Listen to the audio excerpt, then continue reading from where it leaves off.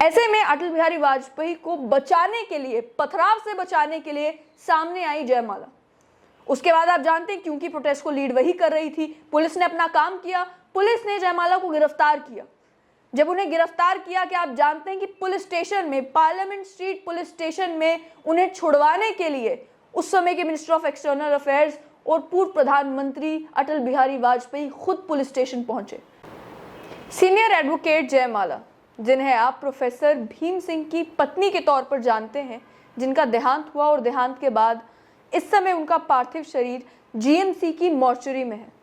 परिवार में खींचतान चल रही है उनके अंतिम संस्कार को लेकर। हर्षदेव सिंह ने फेसबुक पोस्ट किया, वो कह रहे हैं कि पोस्टमार्टम होना चाहिए। परिवार के बाकी लोग कह रहे हैं कि इंतजार ये भी किया जा रहा है कि उनका बेटा लंदन से आए, तब जाकर उनका अंतिम संस्कार हो। लेकिन क्या आप जानते हैं कि जयमाला थी कौन? ज्यादातर लोग उन्हें केवल प्रोफेसर भीम सिंह की पत्नी के तौर पर जानते हैं। तो ऐसे में मुझे वो इंटरव्यू याद आया जो पिछले साल काफी वायरल हुआ था, नेशनल मीडिया ने उसकी खबर भी की थी, जिस समय एक पत्रकार ने उन्हें इंट्रोड्यूस किया as the wife of professor Bhim Singh. तो उनका एक कहना था कि आप मेरा नाम भी ले सकते हैं, मैं एक सुप्रीम कोर्ट की वकील रही हूँ, 600 केसेस मैंने लड़े हैं, और आप सुप्रीम कोर्ट की लाइब्रेरी में जाकर जब चेक करेंगे तो आपको मालूम चलेगा कि मैंने वो सारे केसेस जीते हैं। अक्सर हमारे समाज में यही होता है कि एक महिला की जितनी भी अचीवमेंट्स हो, एक महिला का कैनवस जितना मर्जी बड़ा हो, लेकिन एक पुरुष का जो कैनवस है वो हमेशा उससे बड़ा नजर आता है। उन्हीं के घर में जो उनके पति, उनके पिता, उनके भाई, उनके बेटे की अचीवमेंट्स होती हैं, वो अक्सर एक महिला की अचीवमेंट से, एक महिला की पर्सनालिटी से, एक महिला की आइडेंटिटी से बड़ी दिखाई जाती है। लेकिन जहाँ तक सवाल है सीनियर एडवोकेट जयमाला का, तो आए आपको बताते हैं कि पॉलिटिकल करियर में, लीगल करियर में उन्होंने क्या कुछ अचीव किया, और कई वो कहानियां हैं जो सीनियर एडवोकेट जयमाला के साथ जुड़ी हुई हैं, जो ज़्यादातर लोगों को मालूम इसलिए नहीं है क्योंकि लोगों ने अगर उन्हें कभी देखा तो नज़रिया था यही कि वो स्वर्गीय प्रोफेसर भीम सिंह की धर्मपत्नी है। मामला 1979 का है।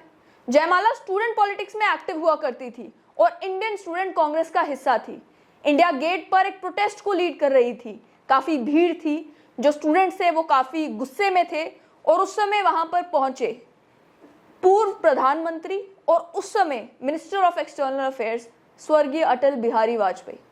और आप जानते हैं कि उनका पॉलिटिक्स का तरीका ही ये था कि उन्होंने देखा कि यहाँ पर स्टूडेंट्स प्रोटेस्ट कर रहे हैं, वो गुस्सा ठंडा करने के लिए, स्टूडेंट्स को एंगेज करने के लिए वहां पहुंच गए, स्टूडेंट्स से बात करने के लिए वहां पहुंच गए। लेकिन उस समय क्योंकि स्टूडेंट्स का गुस्सा इतना ज्यादा था, प्रदर्शन में गहमागहमी इतनी बढ़ गई कि पथराव शुरू हो गया।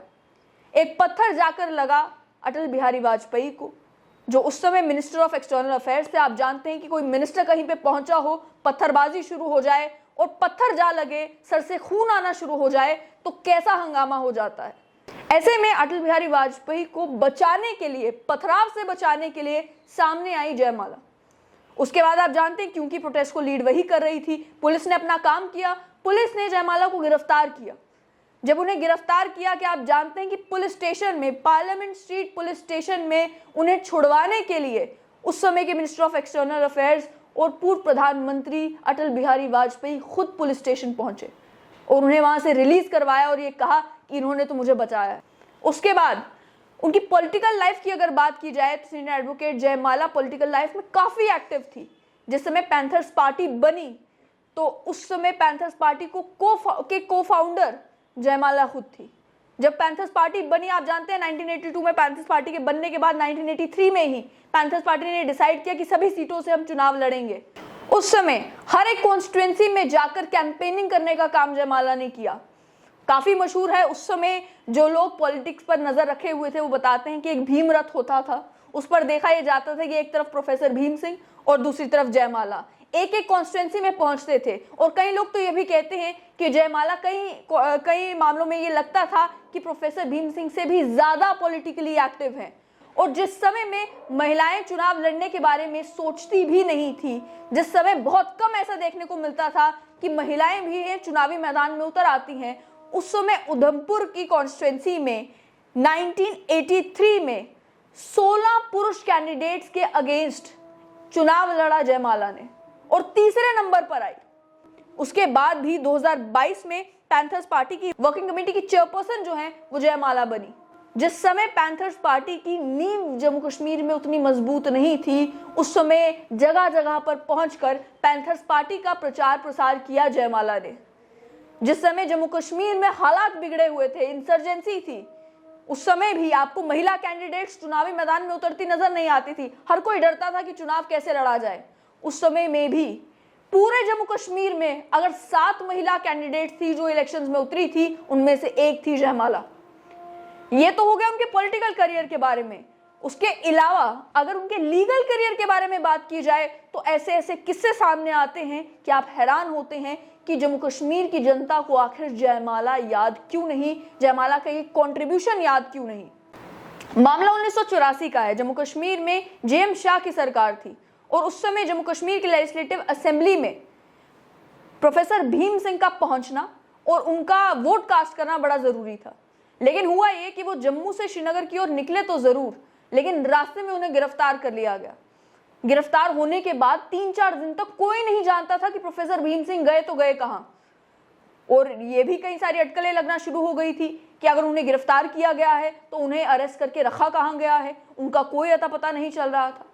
उस समय कोर्ट का दरवाजा खटखटाया और उन्हें रिलीज करवाया सीनियर एडवोकेट जयमाला ने। केवल इतना ही नहीं कि उन्हें रिलीज करवाया, बल्कि जम्मू कश्मीर की सरकार के खिलाफ केस किया फॉल्स डिटेंशन का और मॉनिटरी कॉम्पनसेशन ली 50,000 रुपए की। आप जानते हैं कि 1984 में 50,000 रुपए भी कितनी अहमियत रखा करता था। और बात केवल 50,000 रुपए की नहीं है, बल्कि फॉल्स डिटेंशन के केस में मॉनिटरी कॉम्पनसेशन मिलने का वो पहला केस था जो जीता जयमाला ने। और ये लैंडमार्क केस जो है उसके बाद कई बार इस्तेमाल किया गया जब इस तरीके की फॉल्स डिटेंशन को लेकर कोई भी कोर्ट में बात करना चाहता। सुप्रीम कोर्ट में ये केस जीतना, जम्मू कश्मीर की सरकार को ये मनवाना कि फॉल्स डिटेंशन हुई थी, भीम सिंह को गलत गिरफ्तार किया गया था, और ये प्रूव करना कि किस तरीके से उनकी डिटेंशन में क्या क्या कमियां थी, किस प्रेशर के तहत प्रोफेसर भीम सिंह को गिरफ्तार किया गया था, ये सब कुछ किया जयमाला ने, वकील और प्रोफेसर भीम सिंह की धर्मपत्नी। इसके साथ साथ में एक और फॉल्स डिटेंशन का केस जिसमें एक स्कूल स्टूडेंट को गिरफ्तार किया गया और गिरफ्तार करके ये चीफ जस्टिस खुद अपनी जजमेंट में लिखते हैं कि ये बताया गया पुलिस के द्वारा कि एक अडल्ट है और ये चाकू से हमला करने वाला था। लेकिन जिस समय केस की प्रोसीडिंग्स हुई, जयमाला ने अपने केस में ये भी प्रूव किया कि एक तो वो बच्चा माइनर था और दूसरा ये कि वो एक स्टूडेंट था जो स्टूडेंट राइट्स के लिए प्रोटेस्ट कर रहा था। जैसा केस बताया जा रहा है वैसा नहीं है। पीएसए क्वॉश करवाया गया, उस रियाज अहमद उस व्यक्ति का नाम, उस केस को भी जीता जयमाला ने। और उसके बाद वो केस एक प्रेसिडेंट बना जिसे अगले दशकों तक कई सारे लॉयर्स ने इस्तेमाल किया जब भी माइनर्स की डिटेंशन के मामले बनते। यहां तक ही नहीं बल्कि जुवेनाइल जस्टिस एक्ट जो 2000 में बना, उस जुवेनाइल जस्टिस एक्ट को भी काफी हद तक इन्फ्लुएंस किया इस जजमेंट ने, जो जजमेंट जयमाला ने इस फॉल्स डिटेंशन के केस में लाई थी, जिसमें माइनर्स को लेके कहा गया कि जिस मामले में जब एज डिटर्मिनेशन होती है किसी भी कोर्ट की प्रोसीडिंग्स में, आप जानते हैं कि टेस्ट करवाए जाते हैं मालूम करने के लिए कि व्यक्ति की उम्र कितनी थी जिस समय उसे डिटेन किया गया या जिस समय कोई क्राइम कमिट हुआ, तो उसमें 2 साल का रूम ऑफ एरर होना चाहिए। ये भी उसी लैंडमार्क जजमेंट में निकल कर आया था जिस केस को जीता था जयमाला ने। इसके अलावा उन्होंने खुद जिस समय इंटरव्यू दिया तो उस समय उन्होंने बताया कि सुप्रीम कोर्ट में वो 600 केसेस लड़ चुकी हैं, 600 केसेस जीत चुकी हैं और सुप्रीम कोर्ट की लाइब्रेरी में इसका रिकॉर्ड मौजूद है। ये सारी वो अकम्प्लिशमेंट्स हैं, ये सारा वो ट्रैक रिकॉर्ड है जो ये बताता है कि जयमाला आखिर थी कौन। केवल इतना ही नहीं बल्कि जयमाला एक पत्रकार भी थी। एक मैगजीन निकाला करती थी जिस मैगजीन का स्टैंडर्ड इतना बेहतरीन था कि जो पत्रकार उस मैगजीन में लिखा करते थे, जो पत्रकार उस मैगजीन में कंट्रीब्यूट किया करते थे, वो फिर बाद में आउटलुक और अलग अलग बड़े बड़े ग्रुप्स के साथ, मीडिया ग्रुप्स के साथ जुड़ गए।